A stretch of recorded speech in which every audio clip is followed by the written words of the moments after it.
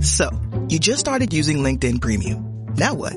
Well, on your premium company page, you noticed around 7.5 times more page engagement and 5 times more page views. Well done. And now, new clients are messaging you. All because you're using LinkedIn Premium, which helps you get the business growth you want. Think big, small business. Think big. Start your free trial at linkedin.com/premium small business. That's linkedin.com/premium small business. Your weekend is not complete without the First Lady of New York Radio. It's the Joan Hamburg Show. Talk Radio 77 WABC. Jim Campbell, author of a brand new book called Madoff Talks, is a really good journalist. He does a lot of tough interviews, and he gets the story. In this book, I thought most of us, knew more than we wanted to know about Bernie Madoff. But this guy, Jim Campbell, sat down with Bernie, hundreds of letters and correspondence, sat down with Ruth, his wife, and before his son committed suicide, sat down with him. I mean, he talked to everyone in the family, and it's a fascinating, in-depth assessment of Bernie Madoff. You're going to really get a first-hand look into his actions, into why he behaved the way he did. How did banks like J.P. Morgan Chase miss it? How could this possibly be a Ponzi scheme that got over $65 billion and no one looked up? And how did victims get victimized again after they lost everything? What did the trustees do to try to pay back the money? And how many people did they hurt in that? So it's really rather extraordinary that all the organizations, the SEC, FINRA, they knew, but they didn't know. They just overlooked it. So it's a real inside look at how such a thing could have happened and how it could happen again. You're going to enjoy the interview. He's an interesting guy. He's got this documentary, too, going on TV. You've probably seen it streaming. And Madoff Talks is a fascinating look at a very damaged human being. And if you think we saw the last of something like this, you're wrong. So check it out. More ahead. I'm Joan Hamburg. The First Lady of New York Radio. This is Joan Eats. A frequently asked question from listeners is, it's my birthday, it's my anniversary, I'm taking people out. I need a restaurant that's like a special occasion, but not over the top. So I thought, where can I send them? And then I recalled a recent meal that I had, a restaurant called Il Postino at 133 East 61st Street. And the restaurant does lunch and dinner. It's on Sunday, dinner only from 5 to 10. And this is a lovely special occasion restaurant and a good Valentine's Day choice, too. They've been doing really good business for over 25 years. It's owned by Luigi and Maria, who are lovely and greet you. And Luigi, from a small town in Italy, about an hour from Rome, grew up with his grandmother and a very food-oriented family, came here when he was 14, worked his way up, and decided to open his own. Married Maria, who's in fashion and fine jewelry. In fact, she worked for St. John's, Nordstrom's, Bulgari. Lovely Italian food with an influence from many different regions. They have a total menu with crudo meats, homemade pastas, fish, fresh porcini, mushrooms, specials every day. delicious crispy artichokes. You're going to love them. Grilled octopus with capers and olives, baked clams, oreganata, and buffalo ricotta croquettes with a lovely sauce. This, first of all, it's lovely. You walk in, it's in an old New York townhouse, and there are some small dining rooms, and then you go to the main dining room, a fire in the fireplace, tables not on top of each other. Really lovely. Start with the soup, start with the pasta, everything homemade and fabulous. And of course, there was some very heavy hitters eating fresh white truffles. I decided pass. A half portion was $1.20, but everything else on the menu, and the truffles, there was someone eating it not too far from us who was very, very happy. But terrific fish, a bronzino, grilled South African shrimp, wonderful salmon with Dijon mustard and caper berries, really good. Grilled bluefish tuna, a wonderful breast of chicken with prosciutto, fontina cheese, and white wine or veal shanks, grilled pork chops with hot cherry peppers, light balsamic vinegar, and for you very traditionalists, a delicious prime-age ribeye steak with arugula and a delicious Parmesan. So desserts, everything was excellent on this menu. Check it out, Il Postino, 133 East 61st Street. You do need a reservation. 212-688-0033. Enjoy every bite. Hey, business owners, we know you know the importance of maximizing every dollar. With the Delta SkyMiles Reserve Business American Express card, you can make your expenses work just as hard as you. From afternoon coffee runs to stocking office supplies and even team dinners, you can earn miles on all your business expenses. Plus, you can earn 110,000 bonus miles for a limited time through July 16th. The Delta SkyMiles Reserve Business Card. If you travel, you know. Minimum spending requirements and terms apply. Offer ends 7/16/25. The First Lady of New York Radio, Joan Hamburg. Entertaining and informative. Talk Radio 77 WABC. When my producer handed me a new book called Madoff Talks, uncovering the untold story behind the most notorious Ponzi scheme in history, it was tempting, but I thought, did I have enough of Madoff? And then I started reading author Jim Campbell's new book. And I'm telling you guys, I couldn't put it down. There's stuff that we never even thought of. And the realization that when you read this book, this could all happen all over again. That some of the greatest financial people or investigative people saw all this stuff and didn't know, didn't realize, or just decided not to do anything about it. How do you fleece people, investors, of what seems to be $65 billion, maybe more, and all the authorities that be let it go? I'm sure this also entered the fertile brain of Jim Campbell, who's got his own syndicated show called Business Talk. He's got a business as well. And he knows the corporate world, the financial world, and he did something that no one else got to do in Madoff Talks. He got all the characters to talk.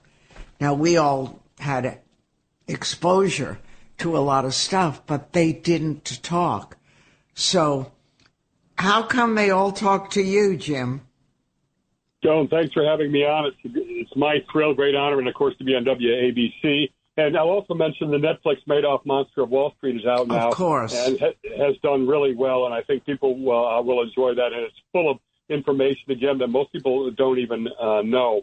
And, you know, Joan, it was really kind of fortuitous. On my show, I was doing an interview with a woman named Lori Sandell, who'd written a book on sort of a personal life of Madoffs, that Andrew Madoff had cooperated with a bit, and he forced Ruth to cooperate. She didn't like the book.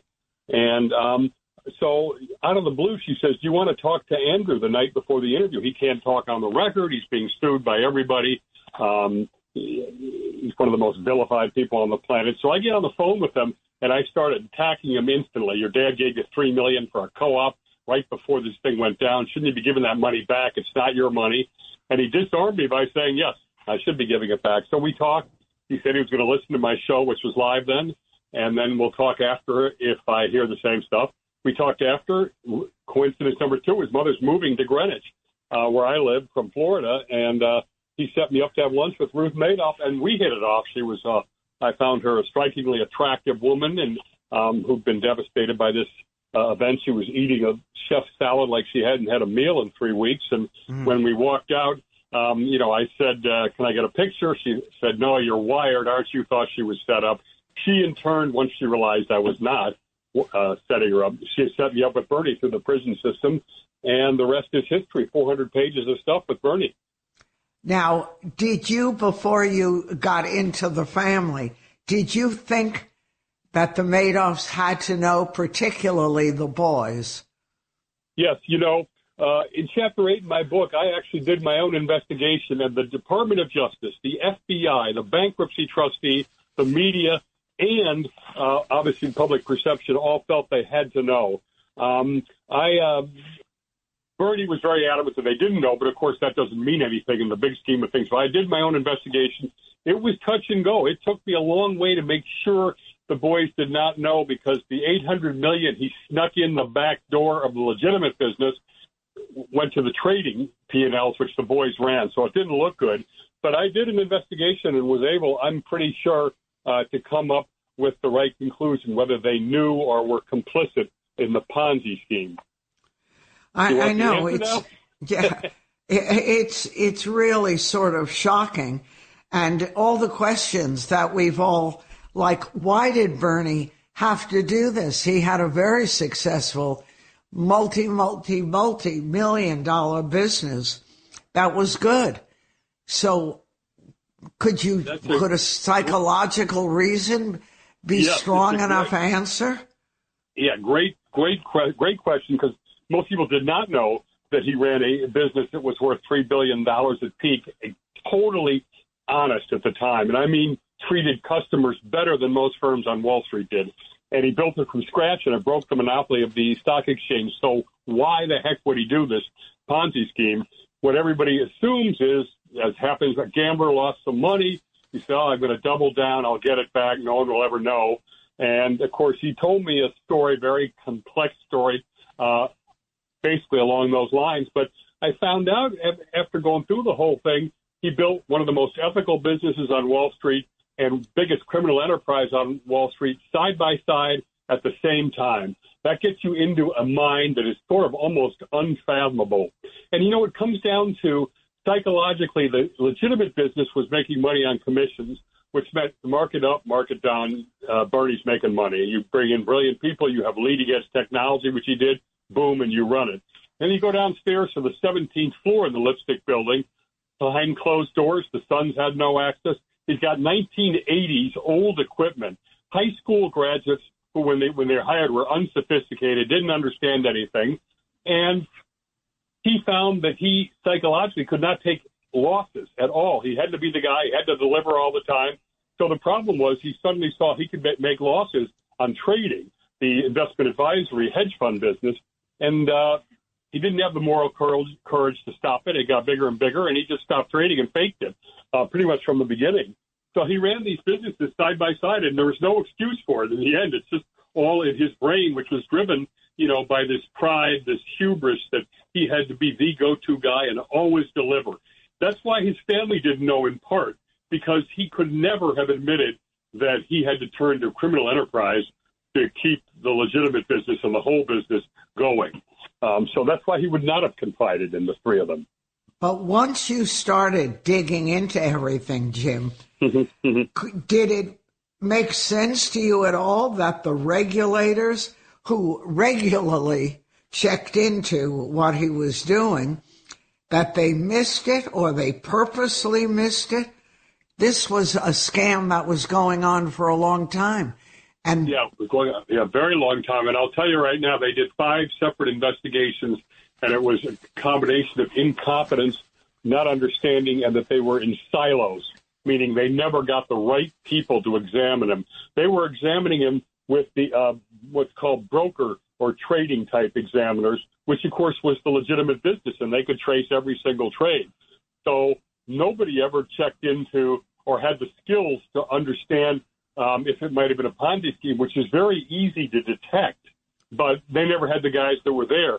They thought he was front-running, which means when you're trading and his customers were like Charles Schwab, and a customer wants to buy 500 shares of IBM, that's a bullish sign. It's going to tick up very slightly.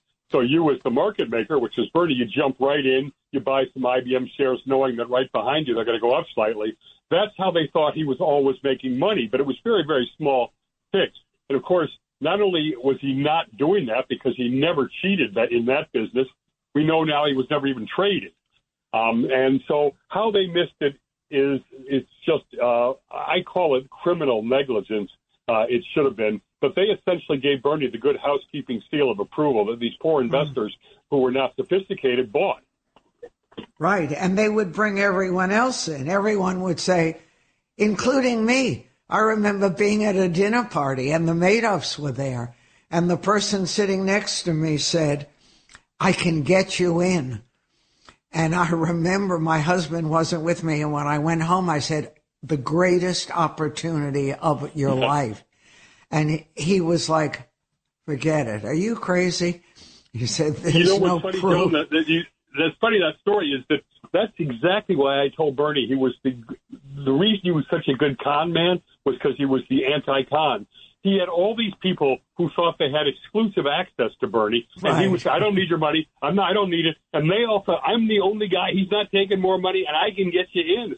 And then, of course, he fed the fees back to them in what were really huge bribes.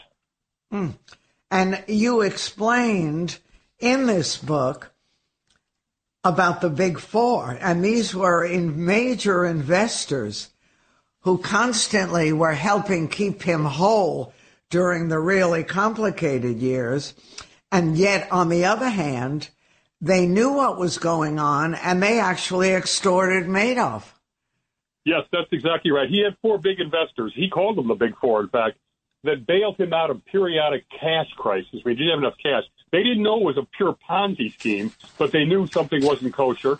And the biggest of whom, Jeffrey Pickhower, who most people haven't heard of, took $7 billion out of that fund. Bernie only, in quotes, stole $800 million that he pumped into that back door I told you about. So these guys knew something was wrong, and they did. They extorted Bernie for returns which came out of the hides of his lower net worth investors. I call it a reverse Robin Hood. But then how did something like J.P. Morgan, Chase, after all, they had access to those accounts. How did they miss it, or did they choose to miss it? That's another, good question. And after the Netflix, by the way, Jamie Dimon actually called me, who's the chairman of J.P. Morgan. We had a nice conversation.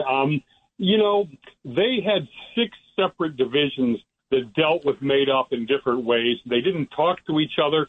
Madoff wouldn't allow the divisions that wanted to invest money to do any due diligence, which is a huge red light. They had people there who thought it was too good to be true.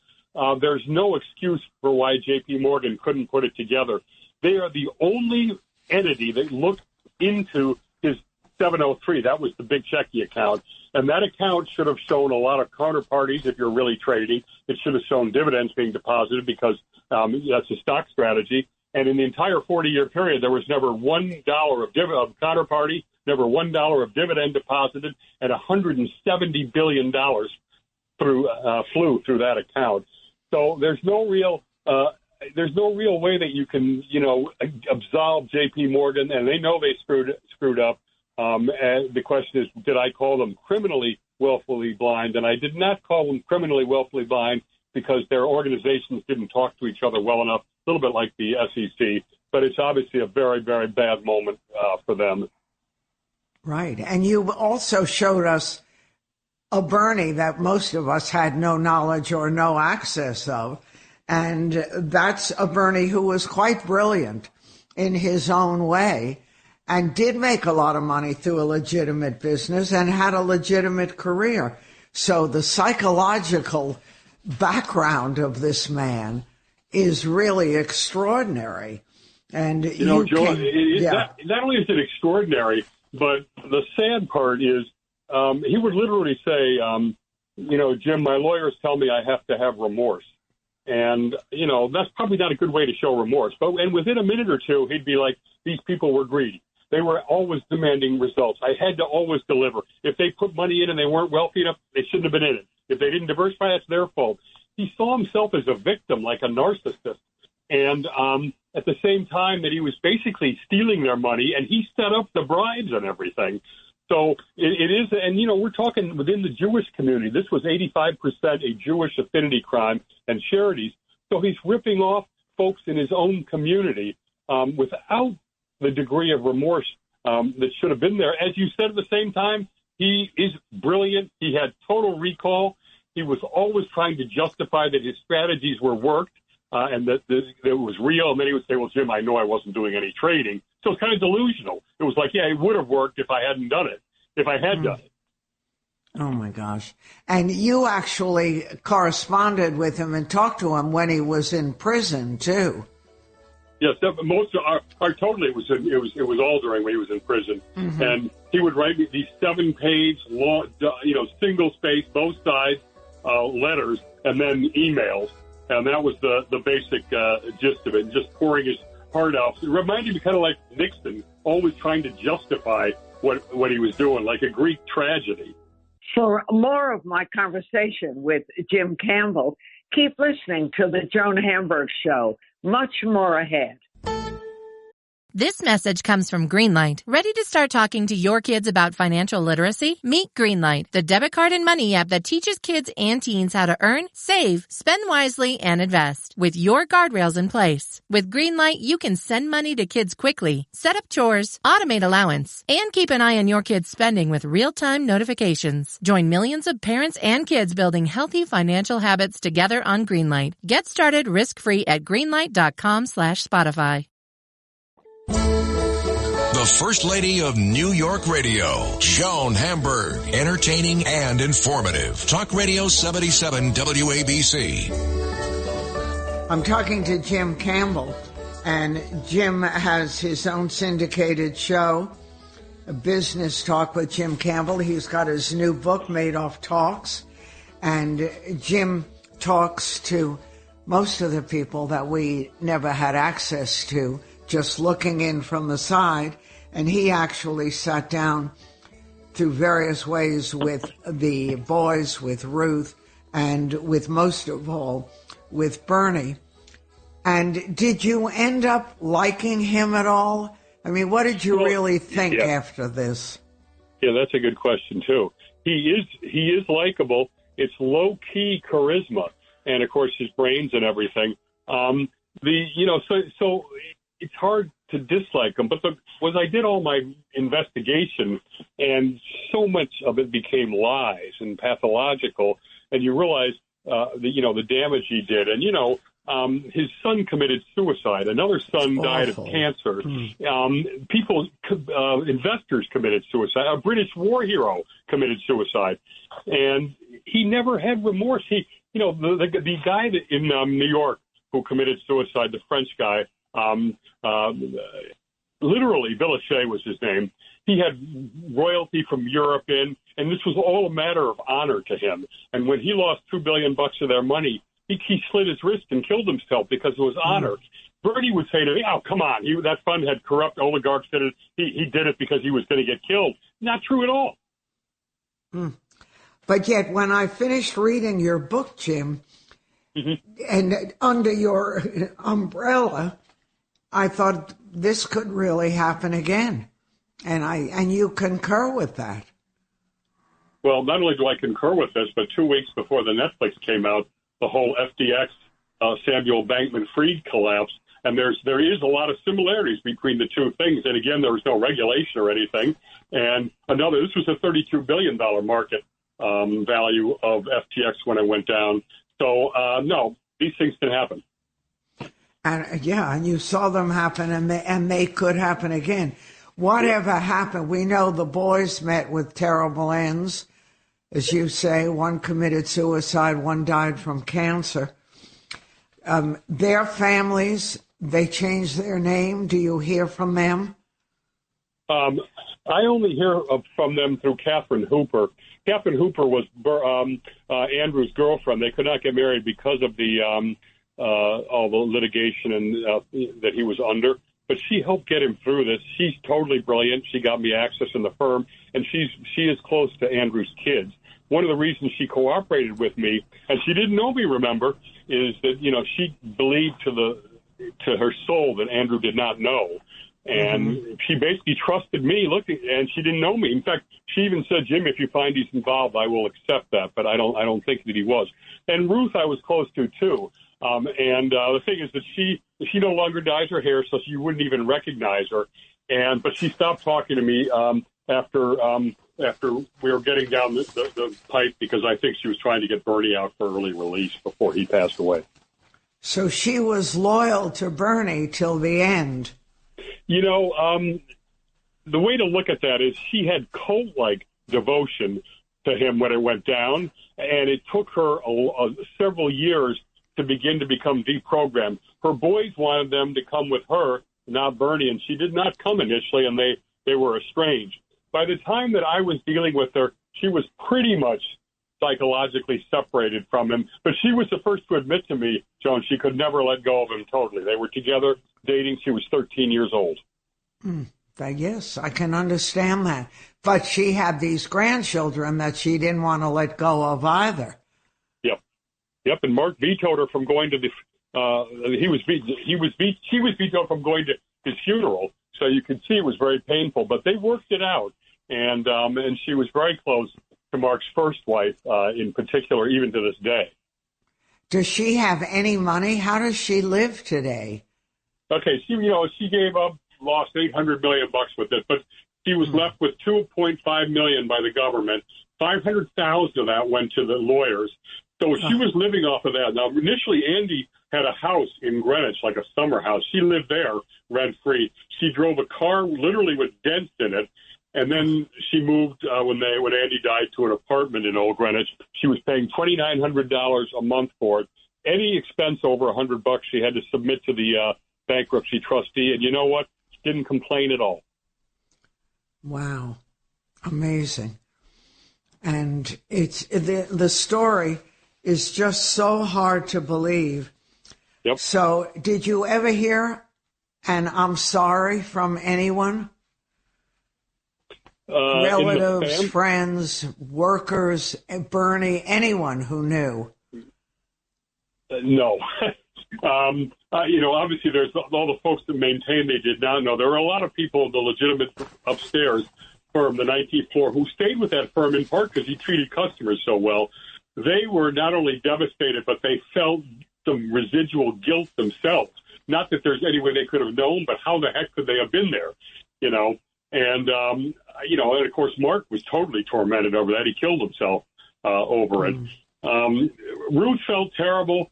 Did she apologize for it? She didn't. She didn't know. And she was a victim of it too. But you can't call her a victim like you can call other victims who lost all their money. Right. And she was devastated. She was destroyed by Bernie destroying their name. That she felt that her name was what meant something. But she wasn't unsophisticated. She wasn't dumb. So she didn't know, but she can't totally plead that I'm a naive moron because she was not. No, not that's for sure. And when you read all this, how much money you said 65 billion was probably what he scammed or fleeced people of. So how much was returned? And the return itself was enough for a separate book. Yeah. Here's how that worked. That 65 billion number was the fake total amount of gains. So that money was never real. And that's $65 billion. What did they originally invest with him? That was $19 billion. Okay, they thought their statements told them every month at the end that they had that $65 billion. And let's face it, if your Merrill Lynch statement couldn't be trusted, that's a really bad thing for the industry. And the industry did not recognize that when they went to make them whole. They said, "Oh, it's not real." Okay, so people basically were bamboozled by SIPC, which is the FDIC equivalent that's supposed to get your money back. Anyway, they got back $14 billion out of the $19 that they originally invested, which is amazing for a Ponzi scheme. But how did they get that? Well, $10 billion of it essentially was from the Big Four, of which Madoff helped get. And that bankruptcy trustee made $2 billion. Oh my gosh! $2 billion in fees and expenses off of that money they recouped, which to me is a scandal in and of itself, because they were completely unprepared and had no money in their reserve fund, essentially, when Bernie went down. And how did they get that money quickly? They took it from Madoff victims and gave it to other Madoff victims. Madoff victims that took their money out, they went after them, even if they longer had it, tried to claw it back, and then give it to Madoff victims who lost all their money because they didn't take it out. And they made $2 billion off of Madoff victims having to give money back and forth to each other, which I don't know what you think about that, Joan, but it's not very kosher to me. Shocking. Absolutely shocking. And none of those guys went to jail. That is, of course, the other big thing. Bernie went to jail. His brother went to jail. The head of operations and his right-hand man, Frank DiPascali, would have gone to jail. He died. And then a few people on that 17th floor I told you about, those high school unsophisticated types. No one else. None of the feeder funds who knew it wasn't right. None of the Big Four. None of the accounting firms or anybody that was supposed to be auditing. And that was it. And there was once an article after Bernie was in jail that he was treated as a hero. Was that fact? Yeah, or well, Bernie was, his manipulative genius was he would to become the guy, and that's how he did it in the firm with the regulators. And it was the same kind of thing in prison. Is he makes himself the guy. Now, of course, they thought it was cool that he could scam that kind of money. But he kind of became the guy. Now, he was in the medical wing for a long time too because of health stuff. So not necessarily in the mainstream there. Not in the main jail. So did anything really shock you or surprise you, Jim, in doing this book and in having access to the characters? Yeah, well, obviously, first off, Bernie's mind is the thing that's unfathomable because he didn't do what you thought, which was, go down and do a Ponzi scheme because he was in trouble and needed money. No, he had money. And he had money. The other thing is the complete, what I call the untold story, and what we've been talking about, the complete failure of the system, the regulatory system, Wall Street and the feeder funds, all the willful blindness. And then, the fact that the Big Four that people don't really know about all made more money than Bernie stole. And kept it, right? They kept it. Yeah, you can't. Well, they had to get the clawbacks. They got $7 billion back out of Pickhower, but he was left with $2 billion, which I don't think they realized. And it's just that how could the system fail like this? And as you said, it's not in ways that, I could see why they missed this. It was in unbelievable ways. How could you miss this? And it could happen again when you read your book and you see that it could definitely happen again. And as I say, we're going through it right now with all the money that's disappeared and vaporized with FTX, the crypto collapse. Yeah, what do you think of that? There's another book for you. Yeah, I think that SBF, this story that he's given, that the dog ate his homework, essentially. He had no idea how it happened. And I'm just telling you, if that's true, that's one smart dog. Because a lot of stuff was going on there in the other Alameda firm that they were doing, which is just not good stuff. And commingling, he commingled customer funds with his business, which is exactly what Bernie did. I tell you, it gets harder and harder to believe. And you pointed out that the corporation, the recovery trustees and things like that, actually victimize the victims again. Yep, that's what I was saying. Explain to the audience what happened and how that could happen. Yeah, what I was saying, and we kind of alluded to it when I was saying the taking from one to the other. SIPC is the FDIC. The FDIC for banks has existed, which, gets your money back if the bank collapses, up to the insurance level that you have. It's existed since the New Deal. They've never not paid a claim, and they've never cost the government $1 because they're an independent, agency. Now let's go to SIPC, which is the Securities Investor Protection Corp, the securities industry equivalent. It's not independent. It's called a self-regulatory organization. It's run by Wall Street. They had, at the time, the insurance fund was charging, in order to get insurance, the firms were paying $150 a year, whether you were Merrill Lynch or a one-man guy. Now think about that. That's less than the flowers and the executive suite for a week. FDIC, you pay based on the risk of the bank. So it's thousands and thousands of dollars. So there's no money there. So Bernie goes down. What the heck are they going to do to give people their money back? And that's where SIPC came up with this thing saying, hey, it's a Ponzi scheme. It's not real. We don't recognize it. So what we're going to do is we're going to get this bankruptcy trustee to try and claw back money from people who took money, which is the victims that took it out. And as I said, may not even have that anymore. They may have taken it out 20 years ago. Anyway, that money then was clawed back by the trustee and then passed over to some of these victims that lost everything. And that out of that transfer of clawback victim to victim, the trustee made $2 billion. Oh, it's too hard to believe. Did any of the family members or his secretaries and assistants, whom he did feel a little responsible for, did any of them come out of this with anything? What happened to all these lives? Yeah. The great example is on the 19th floor, the legitimate floor, he had a right-hand assistant named Eleanor Squilleri who was completely honest. And she was making $125,000 a year with her bonus and no IRA or anything. Downstairs, her equivalent was a woman named Annette Bongiorno. Both Annette and Eleanor had been there 30 years. Neither of them had a college education. Annette's final salary, doing the same kinds of things, except that she was doing all the finagling. Did she illegally. know? This is one of the great things about Madoff. She was making $670,000 a year and had a $58 million fake IRA. She never figured out it was a Ponzi scheme.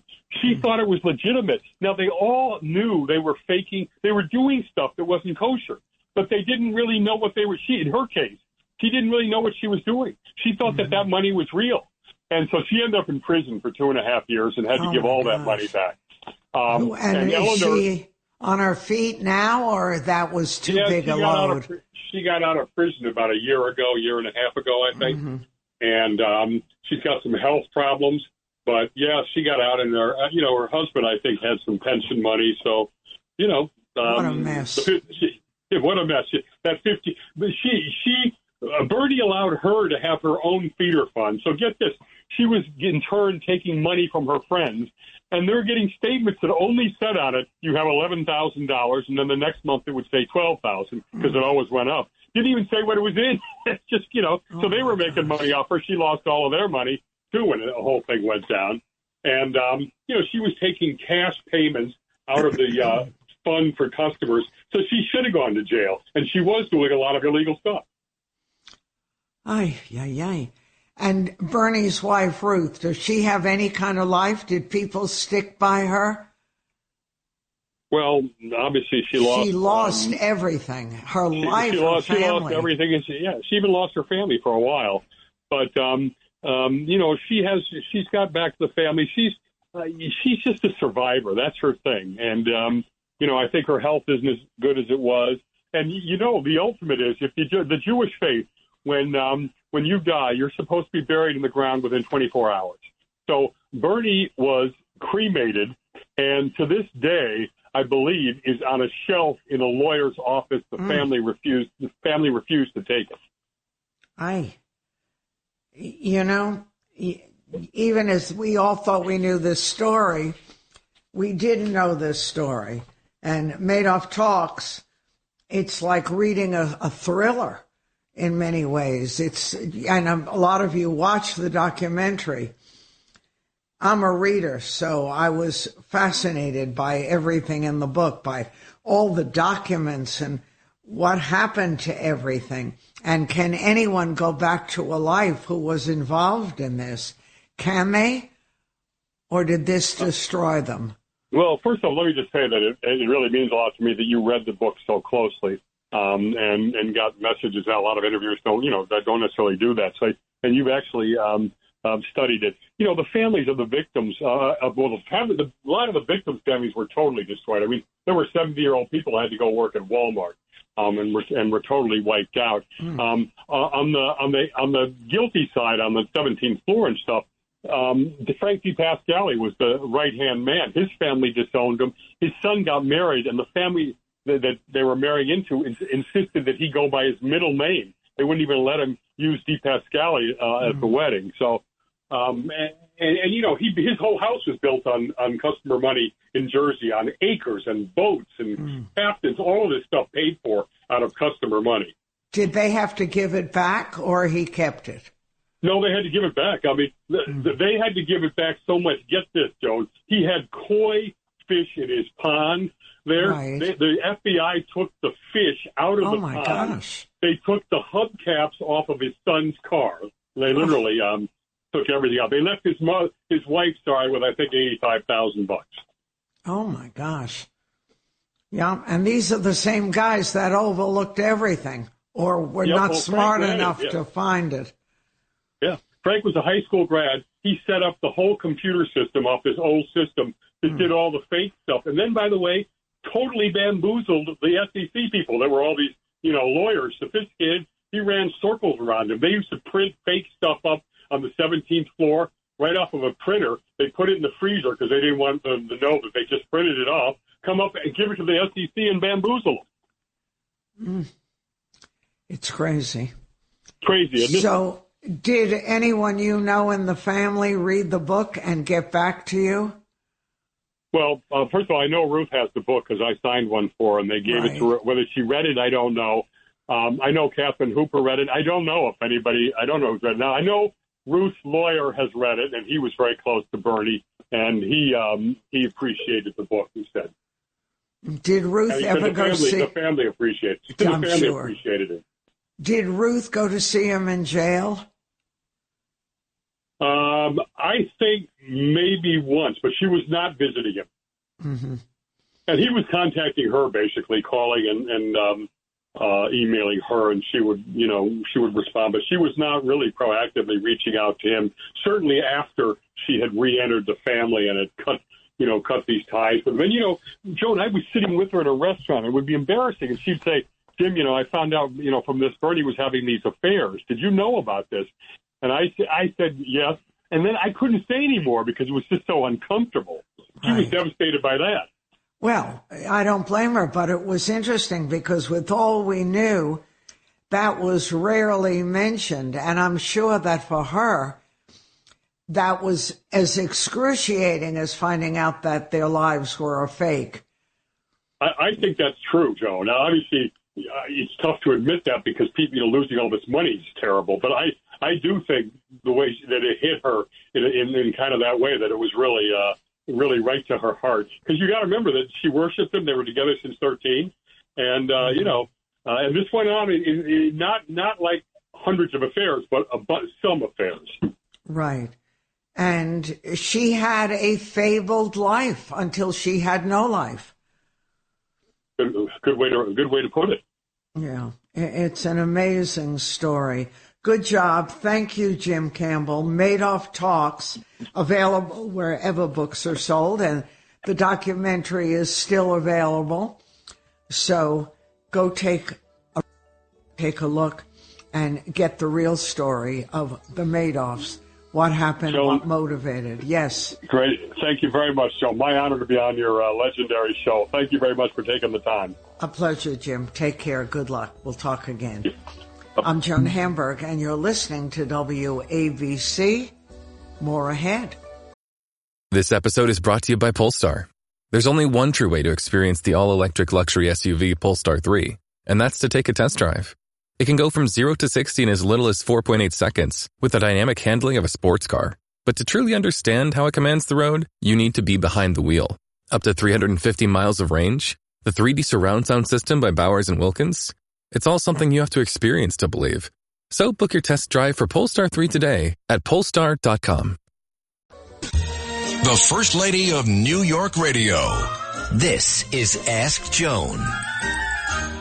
So many people check in looking for a place to spend a day or two. And demands are high. You guys want to know where to eat, where to drink, where to wander, where to shop. Well, you know, we loved Industry City. It may be the answer. And if you follow their event page, you can go to a concert, see an art exhibit, a craft show, maybe ice skate, maybe join a league to play something called pétanque. You know what that is? I didn't. It's a game like bocce.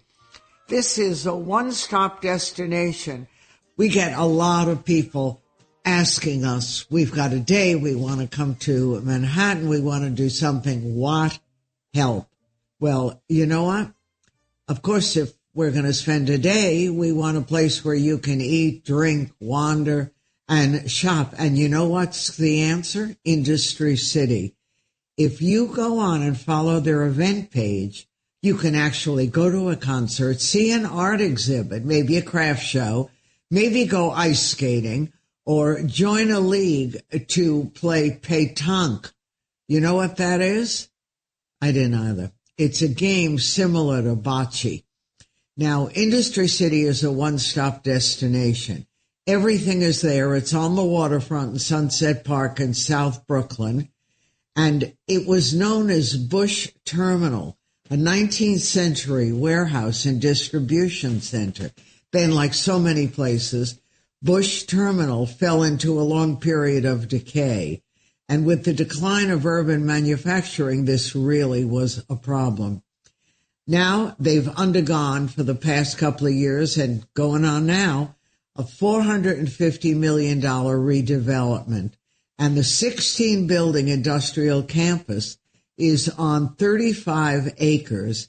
It houses over 550 companies, 50-plus eateries and retailers, furnished, landscaped, indoor, outdoor space, ice skating in the winter, plenty of sitting areas with outside dining and drinking option. It's quite wonderful. And food halls with picnic benches where you can eat fabulous coal oven pizza from Brooklyn's famous Table 87. Do you guys know that one? It's really worth checking it out. Or you can get a sandwich from Ends, E-N-D-S, Meat. That's a famous butcher shop. Or maybe go to the Avocado. It's the Avocadoria, and get something with avocado. How about visiting Japan Village? That includes Sunrise Mart, which is a bustling marketplace, all kinds of unique goods and fresh ingredients from Japan, and an adjacent food hall that serves really good, authentic Japanese cuisine. So you might get some udon. Everything is there. Or eat and shop at one of my favorites, Sahadi. They have a grocery store, cafe seating. They have beer, wine on tap, a Mediterranean-style deli, bulk nuts, dried fruit, coffees, open kitchen where you can watch everyone working. There are lots of sit-down restaurants throughout the site, Hometown Barbecue, Fry Pan Brooklyn, and coffee shops, bars, breweries. And, of course, could I send you somewhere where you can't get chocolate? Liac Chocolates. The factory is there, so you can watch them being made. Lilac. Yeah, just read it. It's lilac, but it's a really, have you ever tasted that chocolate? It's so good. We love it. And there are lots of shops, every kind of merchandise. They have high-end furniture. They have a restoration hardware outlet, an ABC Home and Carpet, West Elm, Design Within Reach. There's a lot of metered parking for $125 an hour and a parking lot for about $15 a day. Good adventure. IndustryCity.com/visit. Do it. I think you're going to thank me. You just realized your business needed to hire someone yesterday. How can you find amazing candidates fast? Easy. Just use Indeed. Stop struggling to get your job post seen on other job sites. With Indeed Sponsored Jobs, your post jumps to the top of the page for your relevant candidates, so you can reach the people you want faster. According to Indeed data, sponsored jobs posted directly on Indeed have 45% more applications than non-sponsored jobs. Don't wait any longer. Speed up your hiring right now with Indeed. And listeners of this show will get a $75 sponsored job credit to get your jobs more visibility at Indeed.com/ARTS. Just go to Indeed.com/ARTS right now and support our show by saying you heard about Indeed on this podcast. Terms and conditions apply. Hiring? Indeed is all you need.